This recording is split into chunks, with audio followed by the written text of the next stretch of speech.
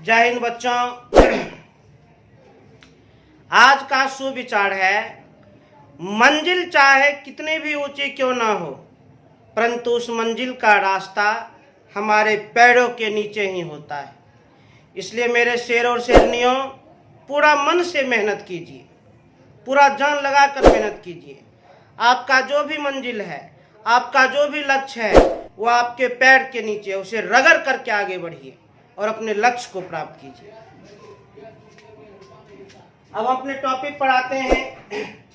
पिछले क्लास में आप लोगों को हम संख्या के बारे में बताए थे, सभी संख्याओं के बारे में पूर्ण रूप से समझा दिए थे। अभी एनसीईआरटी चल रहा है, अध्याय 1 वास्तविक संख्या, और अभी इसका थ्योरी चल रहा है। अध्याय 1 वास्तविक संख्या, रियल नंबर, वास्तविक संख्याएं, इसका भी थ्योरी चल रहा है। ध्यान रहे, एनसीईआरटी हम संपूर्ण किताब पढ़ाएंगे, एकदम सीरियली, एक तरफ से। बस आप लोग का एक सहयोग रहना चाहिए, आप लोग मन से पढ़ें, हमारी बस इतनी ही इच्छा है। तो एक्सरसाइज अध्याय 1 वास्तविक संख्या, आज हम लोग कॉन्सेप्ट के बारे में पढ़ेंगे। आज हम लोग को समझना है यूक्लिड विभाजन प्रमेय। इसको यूक्लिड कहा जाता है, यूक्लिड विभाजन प्रमेय का, यूक्लिड विभाजन प्रमेय का, यूक्लिड विभाजन प्रमेय का। यूक्लिड विभाजन प्रमेय का क्या है, थोड़ा एकाग्र समझे। सबसे पहले समझिए यूक्लिड कौन थे, यूक्लिड कौन थे, हु वाज यूक्लिड कौन थे। तो जान लीजिए, यूक्लिड यूनान के एक महान गणितज्ञ थे। यूक्लिड यूनान के एक महान गणितज्ञ थे, जिसे ज्यामिति का जनक कहा जाता है, पिता कहा जाता है, बाप कहा जाता है, फादर कहा जाता है। यूक्लिड का भी हम परिचय दे रहे हैं। यूक्लिड कौन थे? तो यूनान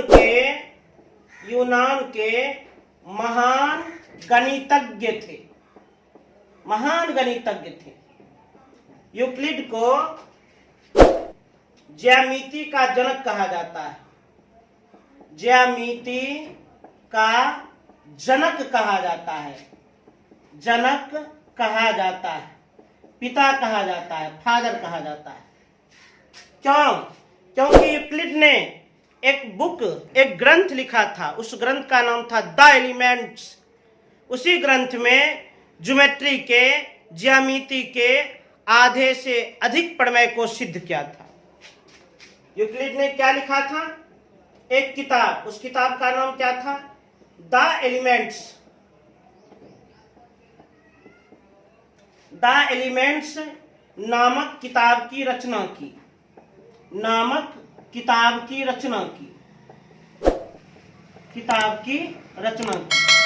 जिसके अंतर्गत उन्होंने ज्योमेट्री के बारे में विस्तार से बताया था, विस्तार से समझाया था।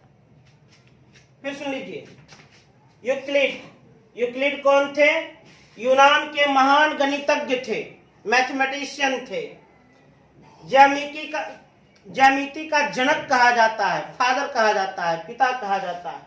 यूक्लिड ने द एलिमेंट्स नामक किताब की रचना की, और उस किताब में उन्होंने ज्योमेट्री के बारे में बड़ा विस्तार से समझाया, विस्तार से बताया। अब है विभाजन। विभाजन मतलब भाग करना। विभाजन मतलब क्या होता है? भाग करना, जोड़ करना नहीं, घटा करना नहीं, गुना करना नहीं। विभाजन मतलब भाग करना। उसके बाद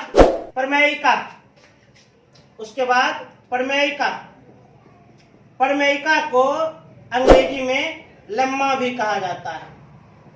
प्रमेयिका को अंग्रेजी में क्या कहा जाता है? लेम्मा। प्रमेयिका किसे कहते हैं?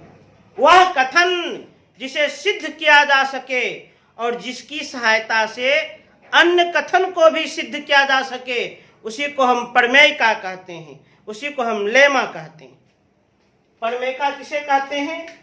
वह कथन जिसे सिद्ध किया जा सके, जिसे सिद्ध किया जा सके एवं जिसकी सहायता से अन्य कथन को भी सिद्ध किया जा सके,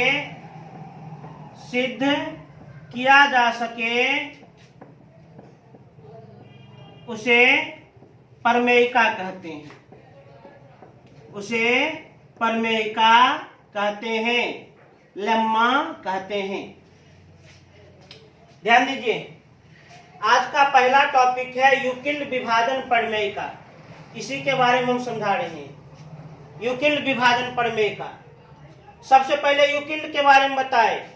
यूनान के महान गणितज्ञ थे, ज्यामिति का जनक कहा जाता है। द एलिमेंट्स नामक किताब की रचना की थी। विभाजन मतलब भाग करना। प्रमेयिका जिसको अंग्रेजी में लेमा कहते हैं। प्रमेयिका क्या है? वह कथन जिसे सिद्ध किया जा सके एवं जिसकी सहायता से अन्य कथन को भी सिद्ध किया जा सके, उसे हम प्रमेयिका कहते हैं, उसे हम लेमा कहते हैं। अब हम लोग को समझना है यूक्लिड विभाजन प्रमेयिका क्या है। यूक्लिड विभाजन प्रमेयिका क्या है? यूक्लिड विभाजन प्रमेयिका क्या है? यूक्लिड विभाजन प्रमेयिका एक प्रकार का कथन है जिसके अनुसार भाज्य बराबर भाजक गुना भागफल जोड़ शेष होता है। भाज्य को A से सूचित करते हैं, भाजक को B से सूचित करते हैं, भागफल को Q से सूचित करते हैं और शेषफल को R से सूचित करते हैं। अर्थात A बराबर B into Q plus R। Euclid विभाजन प्रमेयिका एक प्रकार का कथन है। यूक्लिड विभाजन प्रमेयिका के अनुसार भाज्य बराबर भाजक गुना भागफल जोड़ शेष। भाज्य बराबर भाजक गुना भागफल जोड़ शेष। भाज्य को A से सूचित करते हैं, भाजक को B से करते हैं सूचित, भागफल को Q से और शेषफल को R से सूचित करते हैं, R से। अब इसे हम एक एग्जाम्पल के द्वारा सत्यापित करते हैं। यूक्लिड विभाजन प्रमेयिका को एक उदाहरण के द्वारा सत्यापित करते हैं, एक एग्जाम्पल के द्वारा सत्यापित करते हैं। अति ध्यान दीजिए, जब आपको कहा जाए यूक्लिड विभाजन प्रमेयिका के द्वारा, अच्छा यूक्लिड विभाजन प्रमेयिका का उपयोग क्या है? उपयोग भी जाने। यूक्लिड विभाजन प्रमेयिका के द्वारा दो धनात्मक संख्याओं का महत्तम समापवर्तक निकाला जाता है। यूक्लिड विभाजन प्रमेयिका के द्वारा क्या किया जाता है? दो धनात्मक संख्याओं का महत्तम समापवर्तक निकाला जाता है। महत्तम समापवर्तक। यूक्लिड विभाजन प्रमेयिका का उपयोग जाने। यूक्लिड विभाजन प्रमेयिका का उपयोग। प्रमेयिका का उपयोग। यूक्लिड विभाजन प्रमेयिका का उपयोग क्या है? तो इस सिद्धांत के द्वारा, इस सिद्धांत के द्वारा दो धनात्मक संख्याओं का, दो धनात्मक संख्याओं का महत्तम समापवर्तक निकाला जाता है, निकाला जाता है। तो यूक्लिड विभाजन प्रमेयिका का उपयोग क्या बता दिए? इस सिद्धांत के द्वारा, इस कॉन्सेप्ट के द्वारा दो धनात्मक संख्याओं का महत्तम समापवर्तक निकाला जाता है, HCF निकाला जाता है, मौसा निकाला जाता है। इसे तेजी से नोट करें।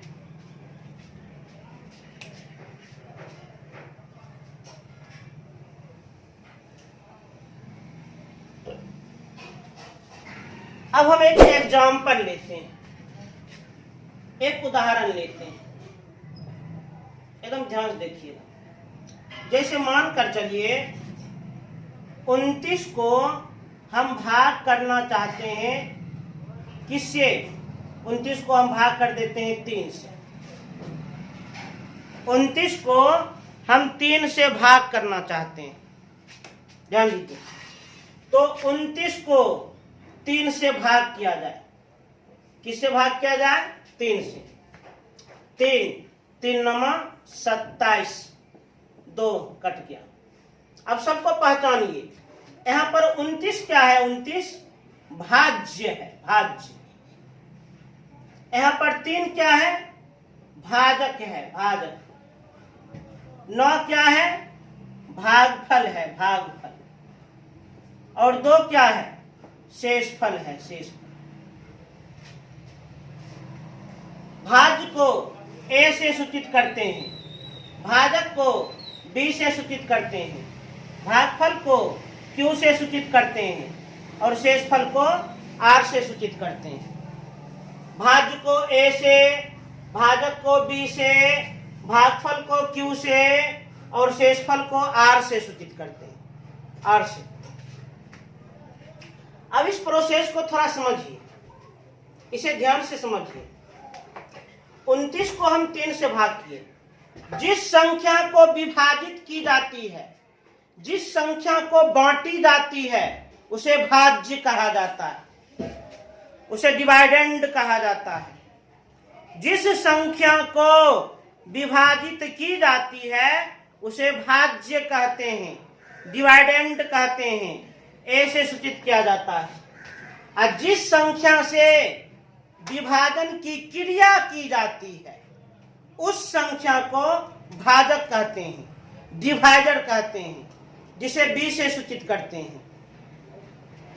अब जितनी बार में विभाजन की क्रिया की जाती है उसे भागफल कहते हैं, क्यूटेंट कहते हैं।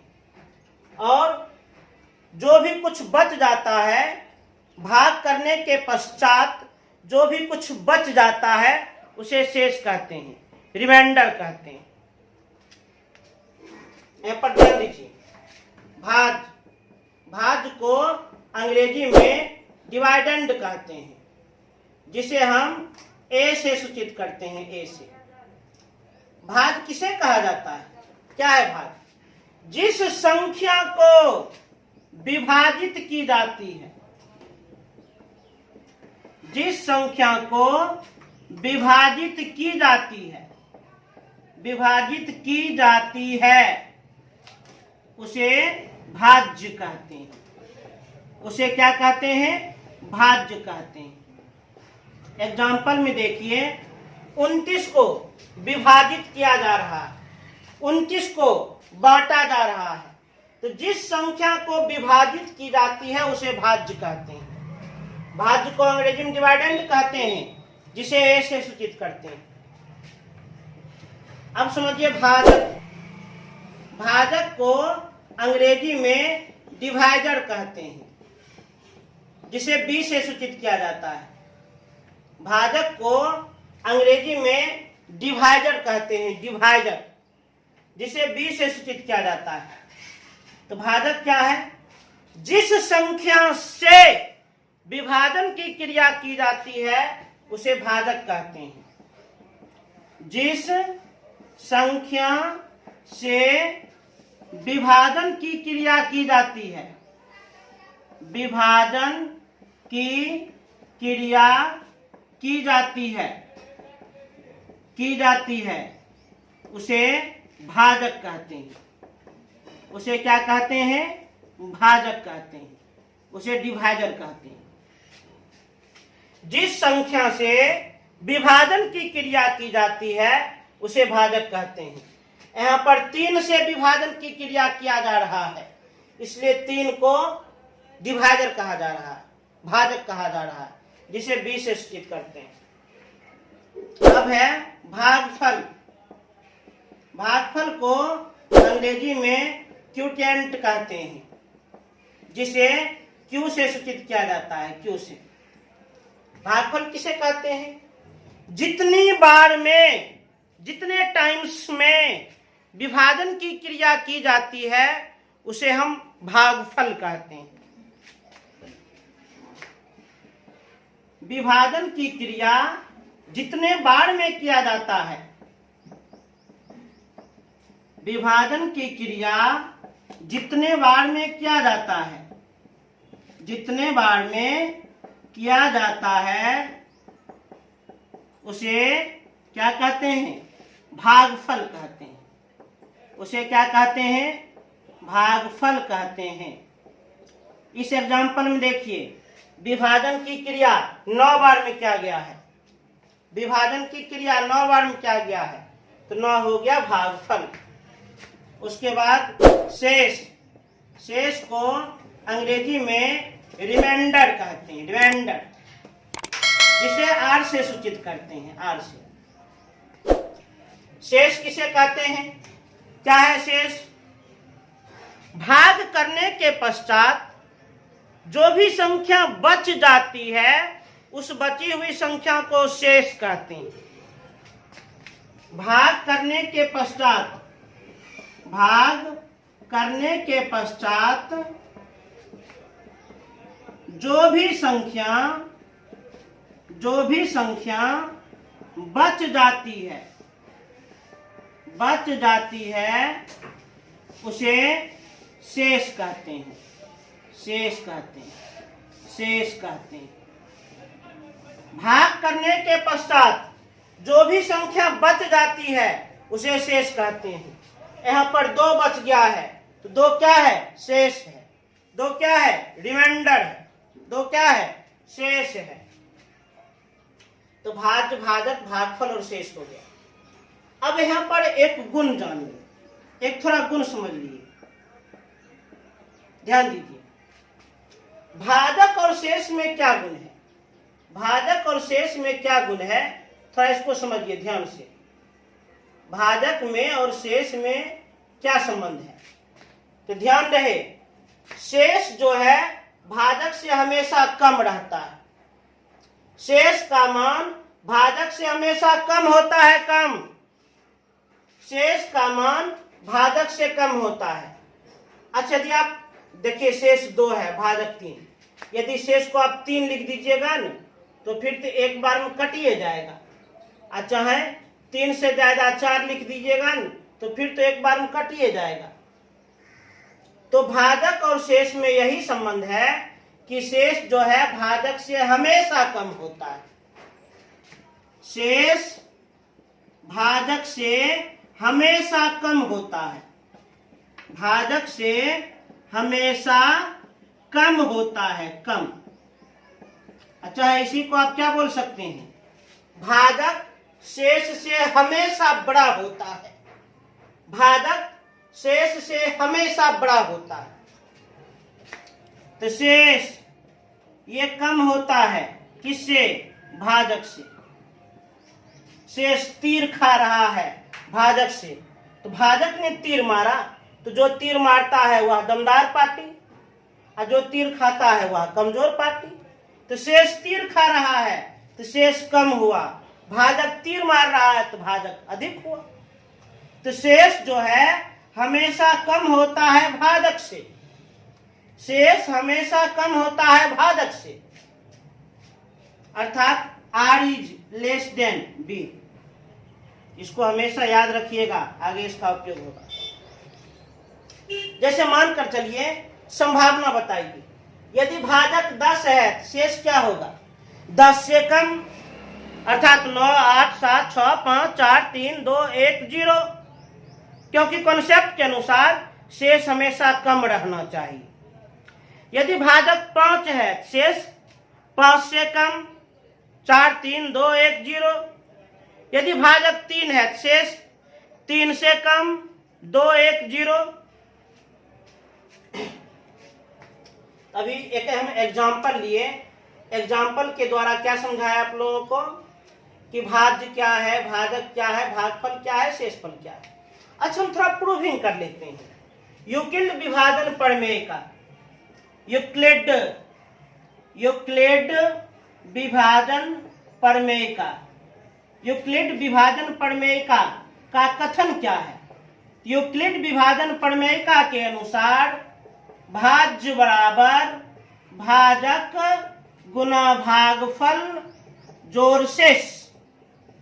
यूक्लिड विभाजन प्रमेय का के अनुसार क्या होता है? भाज्य बराबर भाजक गुना भागफल जोड़ शेष। एग्जाम्पल में देखिए, भाज्य क्या है? 29। भाजक क्या है? 3।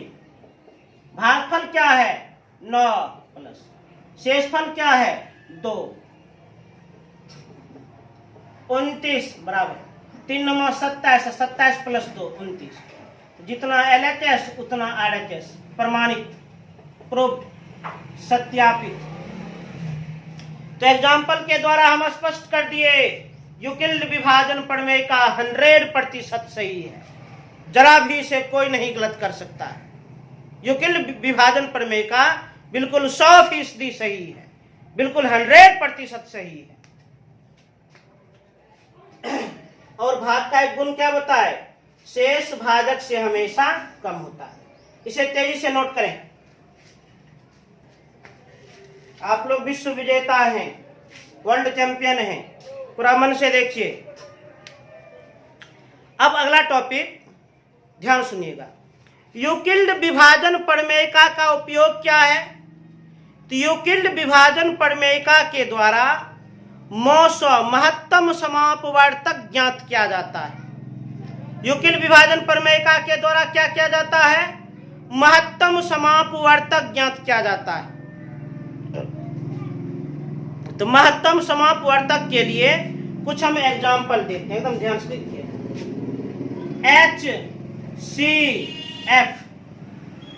HCF इसका फुल फॉर्म, H माने हाईएस्ट, C माने कॉमन, F माने फैक्टर। हाईएस्ट माने सबसे बड़ा, हाईएस्ट माने सबसे बड़ा। कॉमन माने उभयनिष्ठ। फैक्टर माने गुणनखंड। अब इसका दूसरा नाम, सबसे बड़ा को हम महत्तम भी कह सकते हैं, सबसे बड़ा को हम मैक्सिमम, महत्तम भी कह सकते हैं। उभयनिष्ठ मतलब समान। और गुणनखंड का दूसरा नाम अपवर्तक। महत्तम जोड़ समान जोड़ अपवर्तक, तो महत्तम समापवर्तक हो जाएगा। महत्तम जोड़ समान जोड़ अपवर्तक क्या हो जाएगा? महत्तम समापवर्तक। क्या हो जाएगा ये? महत्तम समापवर्तक, जिसे संक्षेप में हम मौसो भी कह सकते हैं। अभी नामकरण किए। HCF full form highest common factor. Highest माने सबसे बड़ा, कॉमन माने उभयनिष्ठ, फैक्टर माने गुणनखंड। सबसे बड़ा अर्थात महत्तम, उभयनिष्ठ अर्थात समान, गुणनखंड अर्थात अपवर्तक। इसी को कहते हैं महत्तम समापवर्तक या मौसा। तो महत्तम समापवर्तक ज्ञात करने की कितनी विधियां हैं? तो जान लीजिए, महत्तम समापवर्तक ज्ञात करने की मुख्यतः 3 विधियां हैं। महत्तम समापवर्तक ज्ञात करने की मुख्यतः 3 विधियां हैं। 3। तो महत्तम समापवर्तक ज्ञात करने की मुख्यतः 3 विधि है। पहला, प्रथम विधि, इसे हम कहते हैं गुणनखंड विधि। गुणनखंड विधि। दूसरा है अभाज्य गुणनखंड विधि। अभाज्य गुणनखंड विधि। और तीसरा है यूक्लिड विभाजन प्रमेय का, अर्थात भाग विधि, यूक्लिड विभाजन प्रमेय का, यूक्लिड विभाजन प्रमेय का, इसी को हम क्या कहते हैं? भाग विधि। कौन विधि? भाग विधि। महत्तम समापवर्तक ज्ञात करने की 3 विधियां हैं। पहला क्या है? गुणनखंड विधि। दूसरा क्या है? अभाज्य गुणनखंड विधि। तीसरा क्या है? यूक्लिड विभाजन प्रमेय का अर्थात भाग विधि। अब ध्यान सुनिए, तीनों में हम एक ही तरह का सवाल लेते हैं, एक ही प्रकार का प्रश्न लेते हैं, एकदम घबराना नहीं है। तीनों में हम एक ही प्रकार का प्रश्न लेते हैं। 9 और 15, 9 और 15, 9 और 15, एकदम ध्यान सुनिए। गुणनखंड विधि। गुणनखंड एक ऐसा विधि है जिसके द्वारा हम अनंत संख्याओं का मौसा निकाल सकते हैं। गुणनखंड विधि के द्वारा अनगिनत संख्याओं का मौसा निकाल सकते हैं। करोड़ों, अरबों, खरबों संख्याओं का मौसा निकाल सकते हैं। परंतु यहाँ हम 9 और 15 का महत्तम समापवर्तक निकालना चाहते हैं। तो नियम सुनिए, गुणनखंड विधि के द्वारा जिन संख्याओं का महत्तम समापवर्तक निकालना हो उसका पहले गुणनखंड निकाल लें। क्या निकाल लें? गुणनखंड। किसी संख्या का गुणनखंड वही होता है जो दिए गए संख्या को पूर्ण रूप से विभाजित कर दे। किसी संख्या का गुणनखंड वही होता है जो दिए गए संख्या को पूर्ण रूपेण विभाजित कर दे। 9 का गुणनखंड 1, 3, 9। 15 का गुणनखंड 1, 3, 5 और 15। गुणनखंड विधि वह विधि है जिसके द्वारा हम अनगिनत संख्याओं का महत्तम समापवर्तक निकाल सकते हैं। और जिसका भी मौसा निकालना हो उन संख्याओं का सबसे पहले गुणनखंड निकाल ले। निकाल लिए? अब देखिए महत्तम समापवर्तक आसानी से निकाल लेंगे। महत्तम समापवर्तक का अर्थ, सबसे पहले 9 और 15 के गुणनखंड में देखिए कॉमन क्या है। 9 और 15 के गुणनखंड में कॉमन क्या है? कॉमन मतलब जो प्रत्येक में उपस्थित हो। 1 भी कॉमन है और 3 भी कॉमन है। कॉमन, कॉमन पहचान गए। अब एचसीएफ का अर्थ क्या है? सबसे बड़ा उभयनिष्ठ गुणनखंड। सबसे बड़ा, 1 और 3 में बड़ा कौन है? 3। तो 3 जो है सबसे बड़ा भी है, उभयनिष्ठ भी है और गुणनखंड भी है। तो 9 और 15 का महत्तम समापवर्तक 3 होगा। डायरेक्ट 9 और 15 का महत्तम समापवर्तक क्या होगा? 3 होगा, 3। अब आइए दूसरा विधि। महत्तम समापवर्तक ज्ञात करने का दूसरा विधि है अभाज्य गुणनखंड विधि। महत्तम समापवर्तक ज्ञात करने का दूसरा विधि है अभाज्य गुणनखंड विधि। इस विधि के द्वारा अनगिनत संख्याओं का मौसा निकाल सकते हैं। इस विधि के द्वारा हम असंख्य संख्याओं का मौसा निकाल सकते हैं और नियमानुसार जिस संख्या का महत्तम समापवर्तक निकालना हो सबसे पहले उसका अभाज्य गुणनखंड निकाल लें। जिस संख्या का महत्तम समापवर्तक निकालना हो सबसे पहले उसका अभाज्य गुणनखंड निकाल लें। तो 9 और 15 का महत्तम समापवर्तक निकालना है तो सबसे पहले अभाज्य गुणनखंड निकाल लें। निकाल लिया जाए। 9 का 3 तिया 9, 15 का 3 5 15। तो 9 का कितना? तो 3 गुना 3। 15 का कितना? 3 गुना 5। और उस अभाज्य गुणनखंड में जो कॉमन है वही आंसर हो जाएगा। अर्थात मौसा कॉमन क्या है? 3, तो आंसर होगा 3। अच्छा एक बात और, यदि 3 के अलावे कुछ और कॉमन रहता तो गुना कर देते। मान लीजिए 3 भी कॉमन है अब 5 भी कॉमन रहता। 3 गुना 5 15। मान लीजिए 3 भी कॉमन है, 5 भी कॉमन है, 7 भी कॉमन रहता तो 3 गुना 5 गुना 7 कर देते, वही मौसा होता। तो अभाज्य गुणनखंड विधि के द्वारा मौसा कैसे निकालते हैं? तो अभाज्य गुणनखंड विधि के द्वारा महत्तम समापवर्तक हम अनगिनत संख्याओं का निकाल सकते हैं, और जिन संख्याओं का मौसा निकालना हो सबसे पहले उन संख्याओं का अभाज्य गुणनखंड निकाल लें, और उस अभाज्य गुणनखंड में जो कॉमन है वही आंसर। यदि कॉमन 1 से अधिक हो तो उन्हें गुना कर दे। जैसे 3 भी कॉमन है और 5 भी कॉमन रहता तो 3 गुना 5 कर देते। ये ध्यान रखें, इसमें गुना मत करें, इसमें गुना मत करें, इसमें सबसे बड़ा उभयनिष्ठ गुणनखंड ही मौसा होता है। अब आइए, महत्तम समापवर्तक ज्ञात करने का तीसरा विधि यूक्लिड विभाजन प्रमेय का, जिसे भाग विधि भी कहते हैं। महत्तम समापवर्तक ज्ञात करने का तीसरा विधि यूक्लिड विभाजन प्रमेय का, जिसे हम भाग विधि कहते हैं। इस विधि के द्वारा एक बार में केवल 2 धनात्मक संख्याओं का महत्तम समापवर्तक निकाला जा सकता है। इस विधि के द्वारा एक बार में केवल 2 धनात्मक संख्याओं का महत्तम समापवर्तक निकाला जा सकता है। कैसे? भाग लगा करके। यूक्लिड विभाजन प्रमेय का कोई हम भाग विधि कहते हैं। अब हम महत्तम समापवर्तक निकालेंगे भाग विधि से। 15 को हम 9 से भाग देंगे, 9 इकाई 9, 15 में 9 घटेगा 6 कट गया। यहाँ पर कोई भी अंक नहीं बचा है तो 6 को हम घेर दिए और बना लिए भाजक, और 9 को हम यहाँ पर उतार देंगे।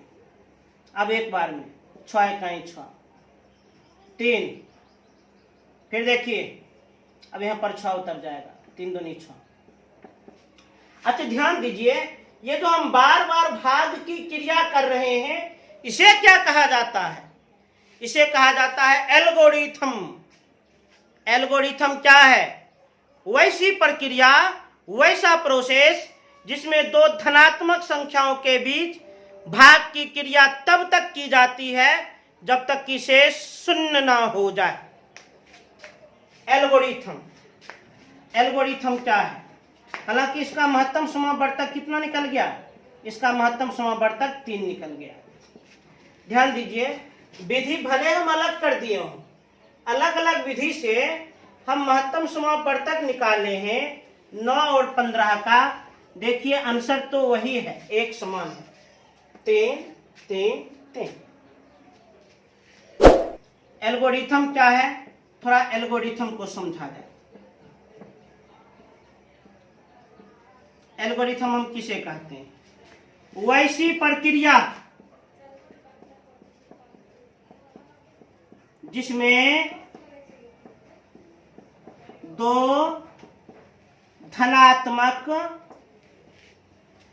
पूर्णांकों के बीच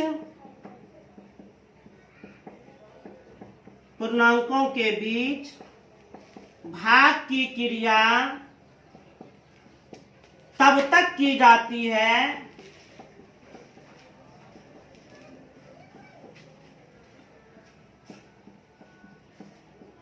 जब तक कि शेष 0 ना हो जाए।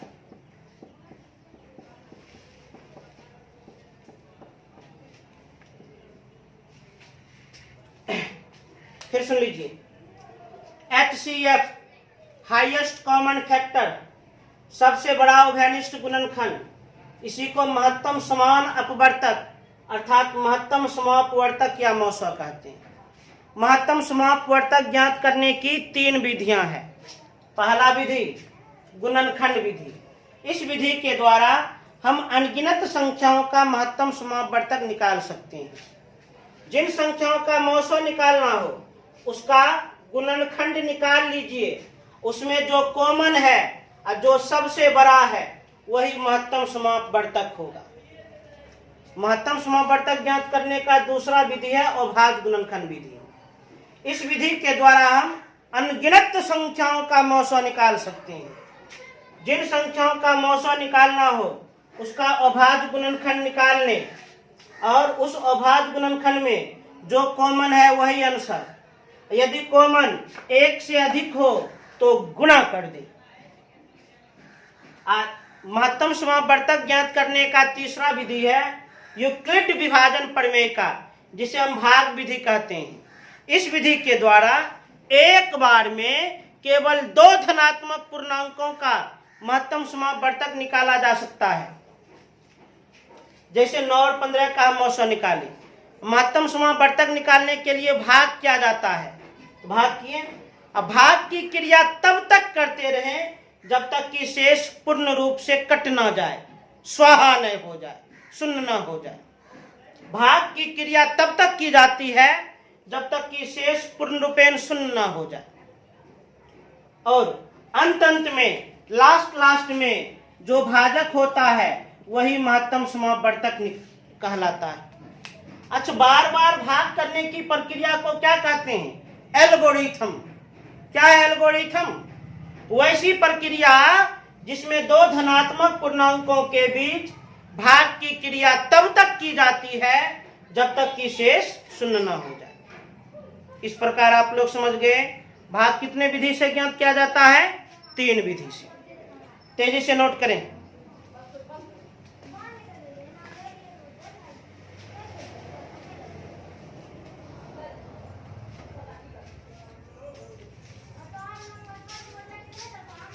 एक्सरसाइज 8.1 के लिए 1.1 के लिए जो भी कॉन्सेप्ट है, जो भी सिद्धांत है, हम पूरा सिद्धांत आप लोग को बता दिए। उम्मीद करते हैं आप लोग को भली भांति समझ में आ गया होगा। आप लोग इसे अच्छी तरह से नोट्स करके खूब बढ़िया से याद कर लीजिएगा और कल हम एक्सरसाइज 1.1 बनाएंगे। आपको ये क्लास कैसा लगा अपने कमेंट बॉक्स में जरूर लिख करके बताइएगा। पुनः अगले क्लास में मिलेंगे, तब तक के लिए जय हिंद।